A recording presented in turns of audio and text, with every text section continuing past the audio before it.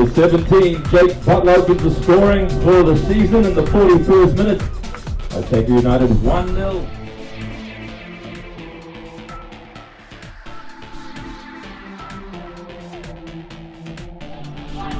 Through Bale, he makes a run on the right hand side and cuts inside. And he's got Krishna in a good position here. Squares it across to DeFries. Fantastic save from Gillespie there. Should have been finished perhaps, but you've got to credit the keeper there with a great one-handed save down to his right.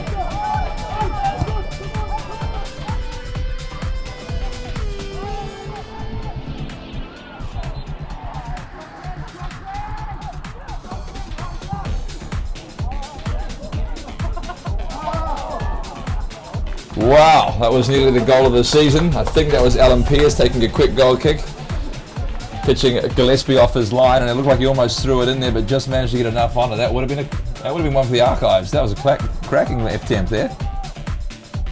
And Myers, let's see if Krishna can make something of this. The linesman called for a foul. There's going to be a bit of controversy here. Lovemore with his first touch just loses his footing at a crucial point there. Interesting, the linesman called for a foul there, but the referee didn't agree with him and allowed the play to go on. There'll be a bit of controversy if Waitakere scored from this passage of play because it was a foul on a Hawke's Bay player. But nothing has come of it. Waitakere back in possession. Nice ball spread out to Alan Pearce from Bollock on the right hand side. Plays it inside. Krishna, great return pass. Just call for the pen. That little 1-2 between Pearce and Krishna.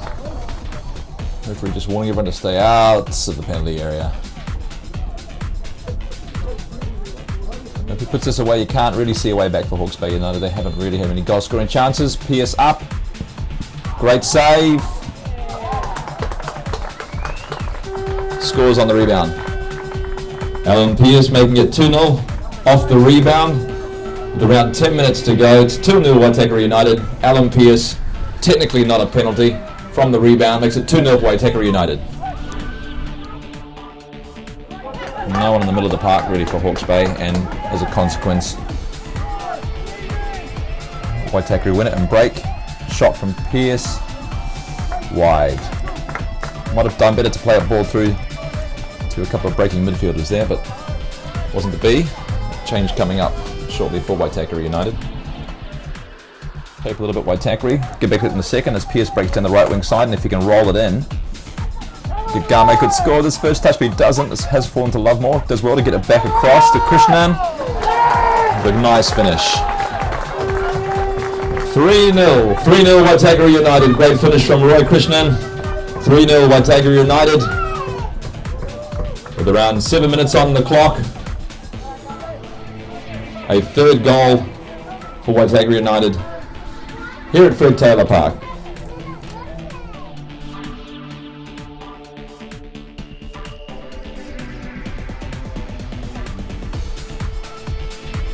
Obviously a little bit disappointed with the result. You set out to sort of frustrate them, it looked like, in the first half, play on the counter.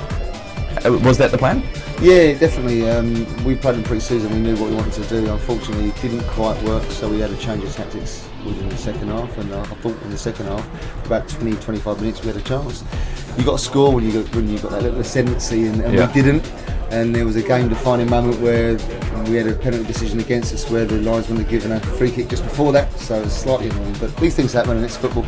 Would you have kept the same tactic if you had gone in 0-0 at half-time, because it was only about 4 minutes ago that you conceded? No, we were going to make a change anyway, because we felt that it wasn't quite working, it wasn't quite a day. I think maybe the personnel that we had missing and the personnel we had on, it didn't quite work for us. So because you really invited them onto you in that first half, and it did look like a matter of time because you're playing so deep. You pressed them a lot higher in the second half, and it did cause some problems. Yeah, we had a change of tactics and a couple of change substitutions, and we did those things. Reasonably pleased, but you've got to score. You've got to score when you've got that ascendancy, and we were without two of our strikers today, and we did miss our centre-back captain Bill, but no excuses, they're champions for a reason. I think they proved that today. And of course when you press them a bit higher, it does leave that space for them to attack into with their pace, doesn't it? Roy and Sean coming on as well, they've got pace, so that's always going to be a problem. I think pace has probably won the league over the last 2, 3, 4 years, and they've definitely got that. But hey, I think we're just going to get better, we'll learn from things, and in the second half we know what we needed to do, and unfortunately we didn't score at the times we needed to.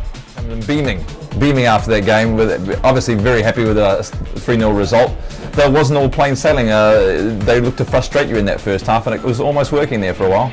Yeah, I thought first half we did play, that was our best spell of the game. I thought we were pretty comfortable first half, controlling the game, but it weren't really sort of punishing them when we could. So, we did have a count up half time. I thought we had 10 really good chances, balls being flashed across the box, and just that last decision making in the final third. But apart from that, we were pretty in control. Second half, they pressed onto us a little bit. It was a different game in the second half, wasn't it? It was. They pushed on, stopped us playing out from the back, and it became a bit more of a scrap. Yeah. And until we got that second goal, which made it comfortable, we was always on edge a little bit.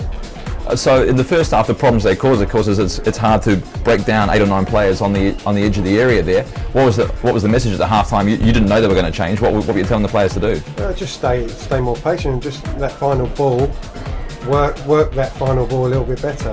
We was just looking at it and sort of saying, well, look, we've still created a lot of good chances, but you need to be lethal and take those chances when they come. We practice it in training every session. You have finishing practice and low and hard across the keeper. And, we were shooting high and wide and missing at the near post. And you don't get second chances when you hit those areas. But if you go low and hard across the keeper, you always get a little parry and you can get second opportunities. Thanks, Neil. Good luck for next week against AS Stefana. No problem. Thank you. All right, we're finished here at Fred Taylor Park. We'll see you in here next time.